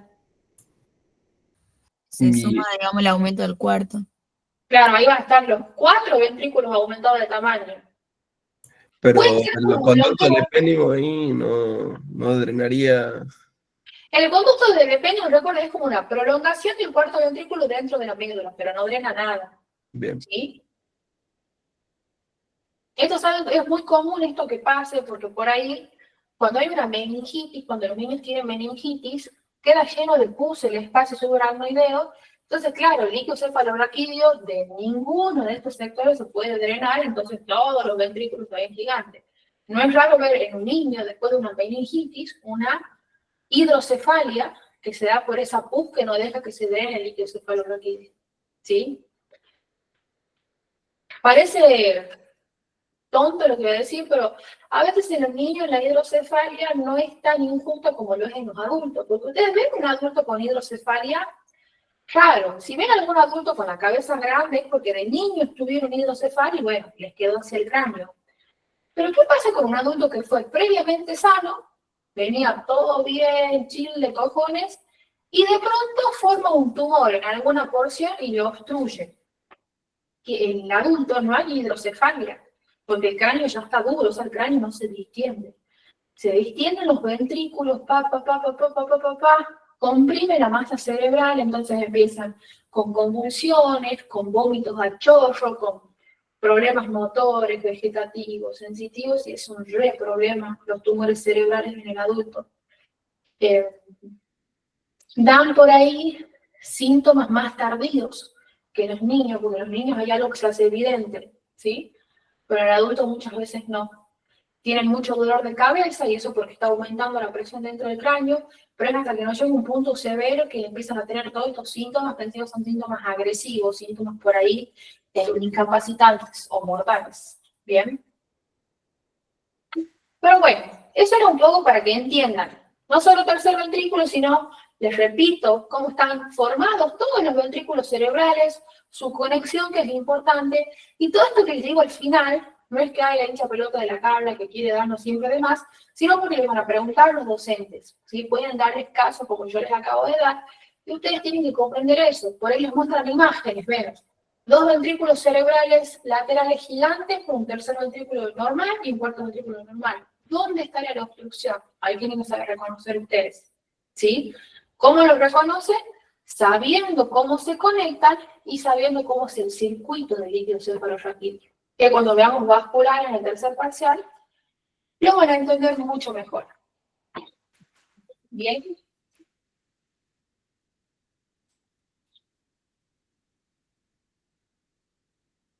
¿Se entendió esto, chicos? Sí, Carly. Sí, sí, Carly. Sí. Ahí les mando la foto.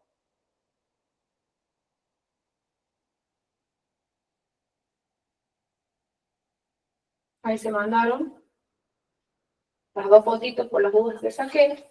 Bien. Y lo último, que lo vemos bien rápido porque nunca lo preguntan, es un tema importante, es la configuración interna del tálamo, que son los núcleos. La configuración interna del tálamo. ¿Por qué nunca lo toman? Porque hay núcleos que se les conoce la función y otros que no. Sí, eso se lo vamos a ver rápido.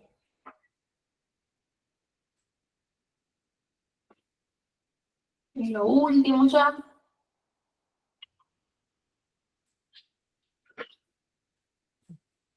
Configuración interna.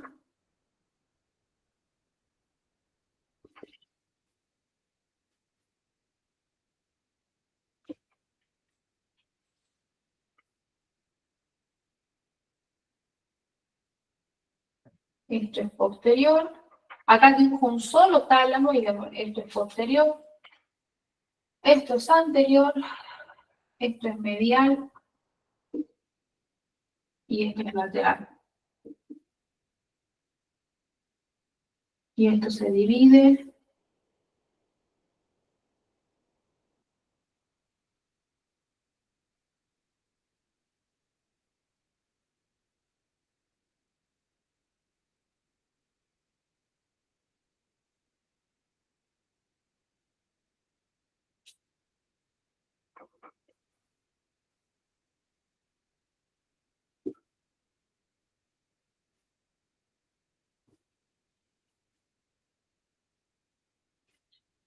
Bien.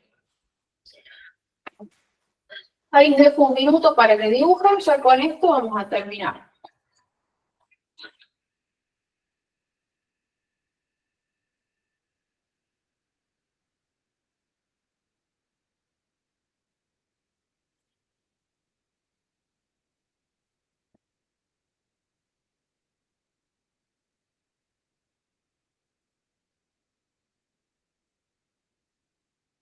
Chicos, ¿qué dice lámina? ¿Cuánto interna? Lámina medular interna. Ah,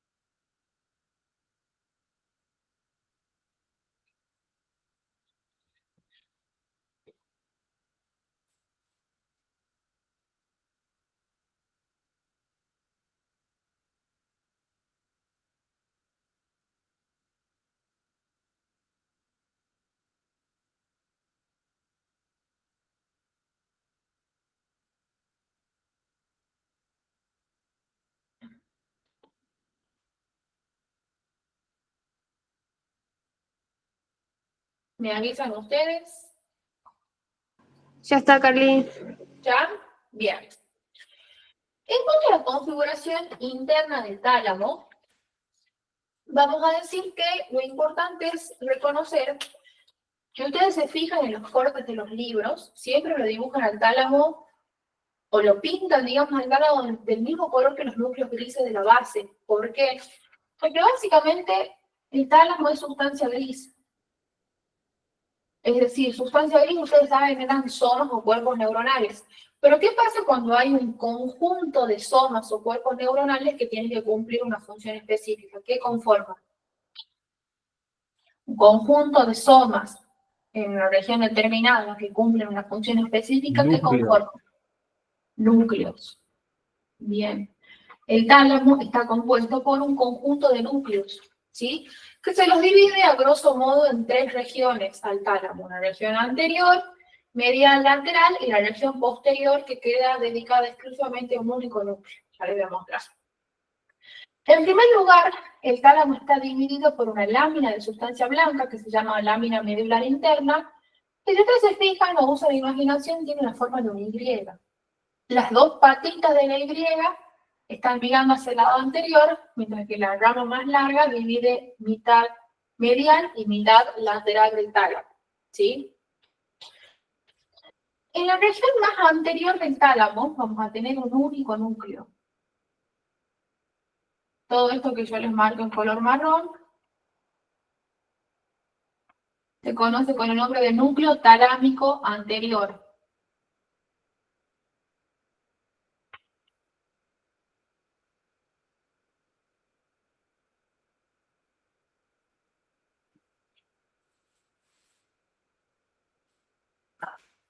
Núcleo talámico anterior. El núcleo talámico anterior se conecta, si ustedes recuerdan, la porción más anterior del tálamo se relacionaba con los pilares anteriores del fornix, ¿sí? Y por los pilares, sobre los pilares anteriores del fornix están los corpus mamilares, ¿sí? Este núcleo se conecta con los cuerpos mamilares del fornix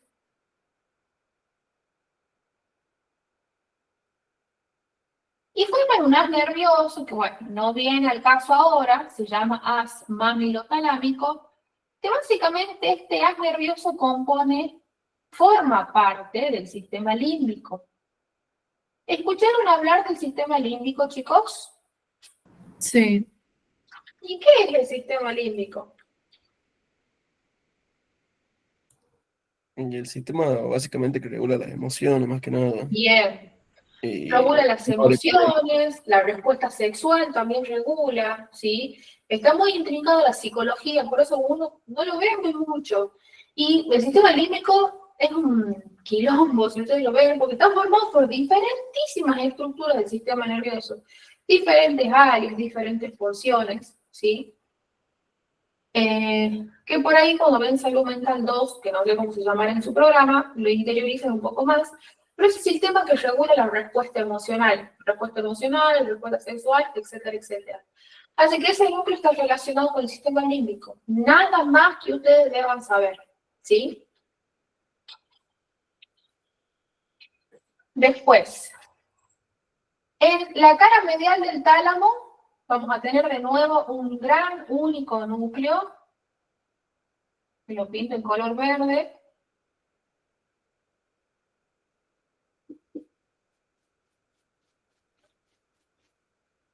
que se conoce con el nombre de núcleo dorsal medial del tálamo. Núcleo dorsal medial del tálamo. Ya voy.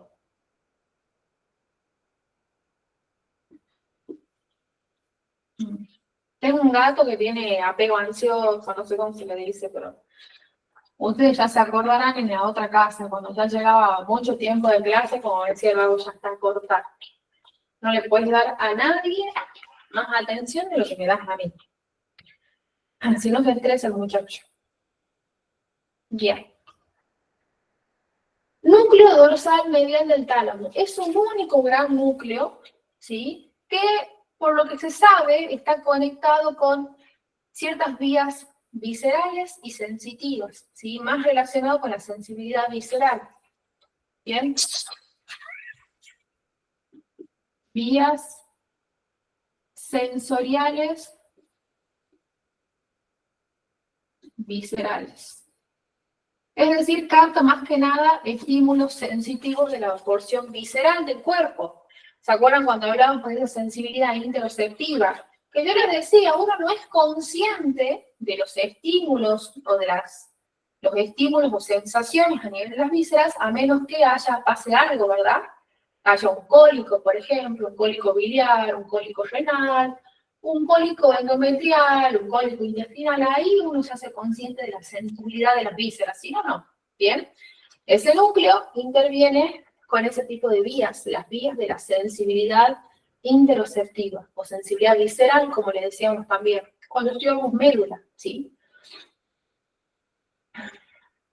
Bien, y por último, nos queda la porción lateral del tálamo, que esta porción tengo que primero dividirla en dos mitades. De esta manera, esta mitad le vamos a decir la mitad dorsal, y esta otra va a ser la mitad ventral. Bien. Cada mitad de la región lateral del tálamo, tanto la región dorsal como la región ventral, van a estar divididas o van a contener, podemos decir, 3 núcleos. 1, 2, 3, 4, 5 y 6. ¿Sí? De la hilera dorsal, entonces tenemos 1, 2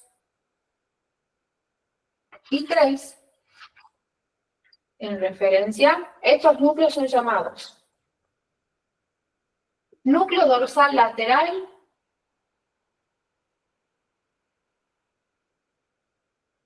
el número 2 es el núcleo dorsal posterolateral,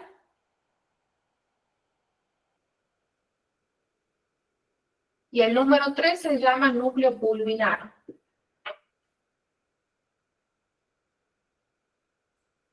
Bien.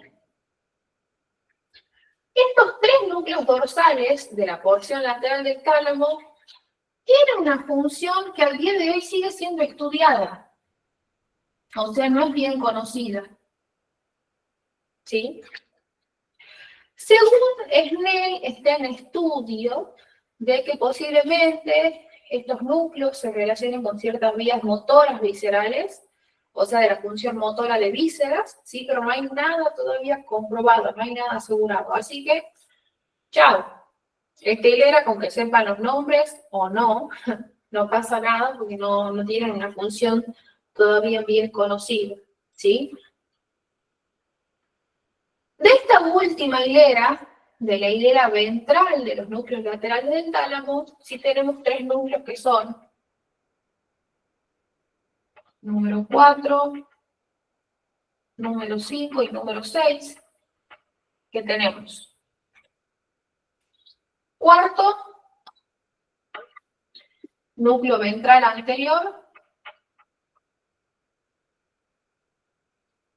Ay, espérenme. Núcleo ventral anterior. 5, núcleo ventral lateral. Y 6, núcleo ventral posterior. De este último núcleo, del núcleo ventral posterior, este por lejos de todos los núcleos del tálamo es el más importante. Este último.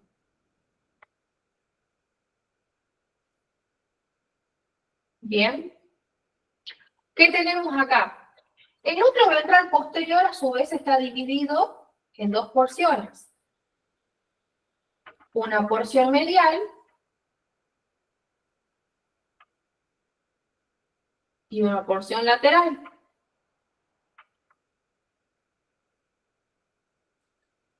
¿Sí? La porción medial del núcleo ventral posterior del tálamo toma relevo de la vía gustativa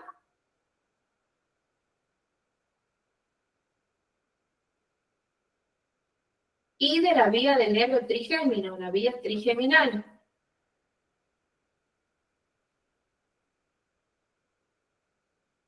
¿Sí?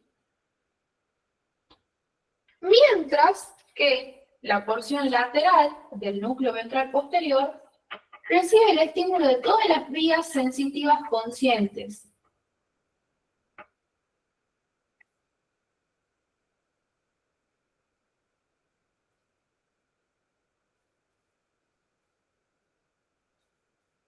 ¿Qué vías sensitivas conscientes recuerdan ustedes o conocen ustedes? Dolor, termoalgesia, O sea, la vía espinotalámica lateral, muy bien. ¿Cuál más?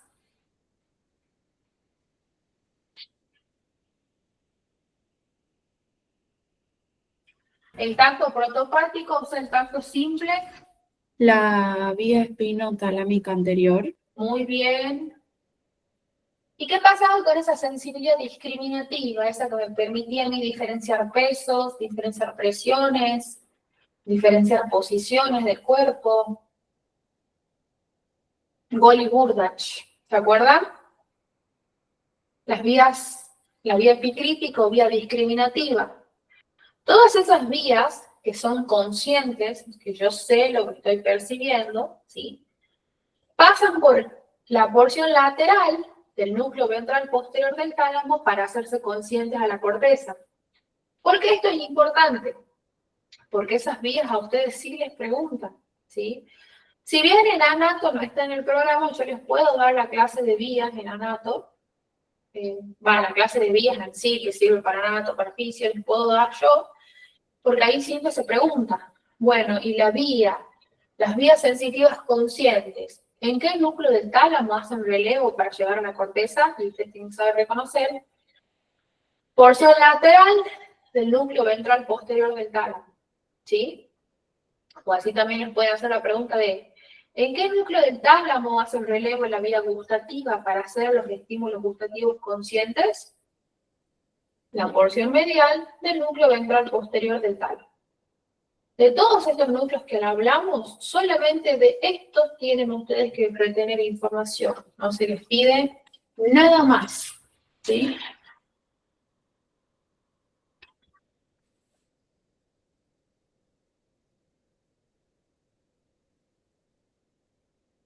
No les mando la foto.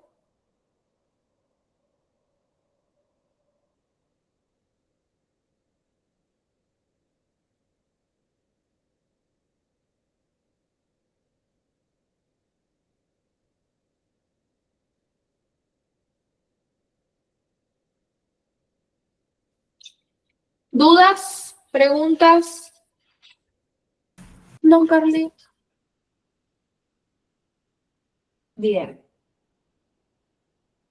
¿Se entendió la clase de hoy? Sí. sí, doctora. Sí, Carly. Sí, Cale. La última parte, medio fierita, pero bueno. Tálamo es un tema que está bueno. Igual esto, los núcleos ni bola le dan.